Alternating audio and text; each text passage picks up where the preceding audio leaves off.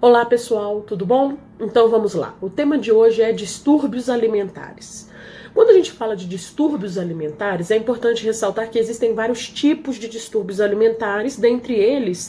os mais comentados, que é a anorexia, a bulimia e a vigorexia. A anorexia é quando o indivíduo ele acaba parando de se alimentar e lembre-se, que a anorexia leva ao óbito de uma forma muito drástica, uma vez que esse indivíduo vai perdendo todas as funcionalidades do seu corpo. A bulimia pode evoluir para uma anorexia,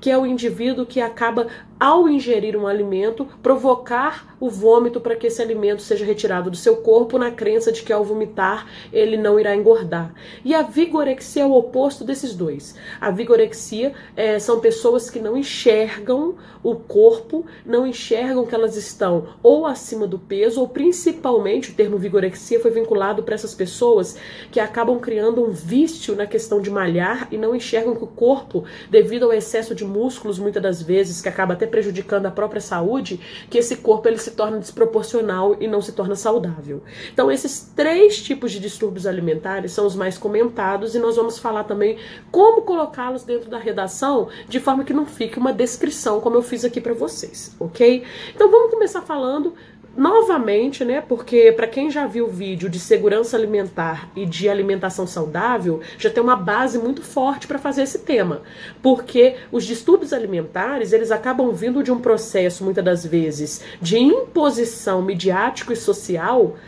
em cima, de algumas pessoas, de que determinado padrão de beleza ou padrão de corpo é que é o perfeito. Essa imposição tem muito a ver com aquilo que o Adorno e o Horkheim, eu falei isso em Alimentação Saudável, fala sobre a questão da indústria cultural. O poder que a mídia tem e o poder que a mídia exerce sobre o indivíduo e as suas escolhas, inclusive alimentares. Essa pressão social, que infelizmente não é só na área da comida, a gente sabe muito bem, que a pressão social, ela tá dentro da sua escolha de profissão, ela tá dentro do seu ciclo de amizades. Essa pressão social que vem da mídia e acaba criando um espaço ainda maior na sociedade, faz com que alguns indivíduos que já têm, estava até estudando sobre isso, lendo um pouco sobre o que a psiquiatria fala dos distúrbios, e eles falam que é mesmo um distúrbio mental ou hormonal, mas é alguma coisa psíquica que desencadeia esse processo do distúrbio alimentar. Então acaba desencadeando isso em pessoas que muitas das vezes levam ao óbito. Existe um documentário, é um documentário, mas ele também tem como filme, eu tô falando isso porque ele foi feito das duas formas, que se chama O Mínimo para Viver. Esse O Mínimo para Viver conta a história de uma menina que simplesmente para de se alimentar por não enxergar que ela já está numa magreza excessiva. E aí vocês têm que fazer toda a análise em cima desses distúrbios alimentares, porque a falta do alimento ou o excesso também da busca por um corpo perfeito, no caso o corpo malhado, pode levar o indivíduo a desencadear outras formas de distúrbios e outras doenças, ok? Então quando vocês falarem sobre distúrbios alimentares, comecem fazendo um panorama histórico sobre a questão dos padrões estéticos, porque distúrbio alimentar está vinculado ao tema de padrão estético. Esse padrão estético, que lá na Grécia Antiga eram os corpos voluptuosos, eram os corpos também muito sarados, Roma, vamos lembrar disso, os corpos dos gladiadores, aqueles homens extremamente com o corpo sarado, foi passando pela história, chegando até mesmo ao Renascimento, em que as mulheres mais gordinhas eram consideradas as mulheres saudáveis, uma vez que era sinônimo de fartura, de que tinha comida em casa, e não só isso, que seriam excelente boas parideiras, porque a mulher, quanto mais gordinha com a anca larga, era considerada uma boa parideira e que geraria bons filhos. E agora, na era contemporânea, na era moderna, principalmente pós-década de 70, veio esse boom, essa explosão da busca por um corpo magro, por um corpo esteticamente fino. E isso tem ocasionado cada vez mais os distúrbios alimentares. Dentro de distúrbios alimentares, vocês podem falar também de um outro fator super interessante, que é o preconceito em relação às pessoas que, ao buscar alguma forma de distúrbio como anorexia e bulimia, que é o preconceito da gordofobia. A pressão social que existe perante as pessoas que têm peso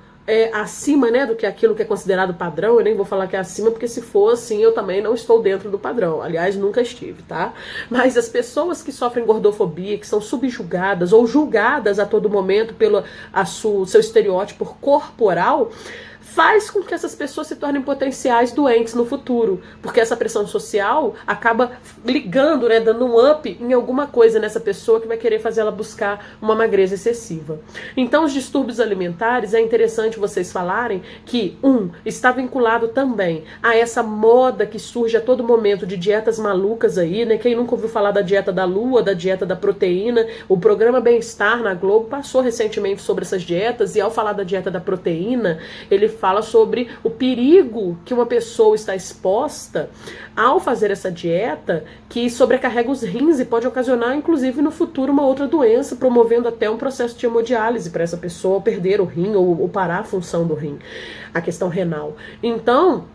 é muito interessante vocês falarem sobre isso, vocês fazerem um panorama de todos os processos que envolvem os distúrbios alimentares, porque nessa redação de distúrbios, o que menos importa é você falar o que essa pessoa somente vive, mas sim o que leva ela a desenvolver esse distúrbio alimentar, quais são as causas e, lógico, as consequências para a vida de uma pessoa que desenvolve esses processos de distúrbios. Então aqui nesse vídeo eu deixei para vocês uma alusão histórica, eu deixei uma alusão cultural, e eu vou deixar aqui também um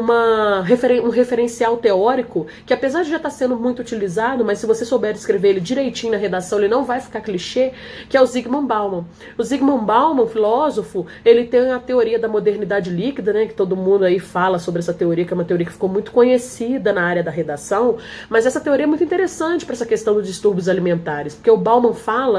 defende, né, que a busca, né, a efemeridade hoje das relações e a busca por algo que você nem sabe o que você quer, essa busca muitas das vezes por algo inatingível, leva o indivíduo a se ausentar da sua vida social, porque ele fica só atrás dessa busca, e não só isso, leva esse indivíduo a se anular como pessoa.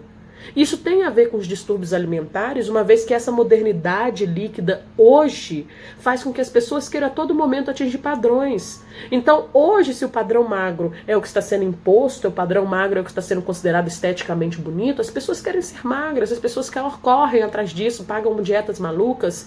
Enquanto que, se daqui a 50 anos voltar a ser um renascimento, vamos dizer assim, em que as pessoas gordinhas, que seriam aquelas que fossem mais valorizadas, voltaria todo esse protótipo, ok? Então, pensem sobre isso, façam essas relações que eu dei para vocês, montem um esquema, tá? Lembre-se que o ideal da redação é você montar dentro do que eu estou passando aqui, você vai anotando e montando um esquema do que você pode usar como argumento e o que você pode justificar, ok?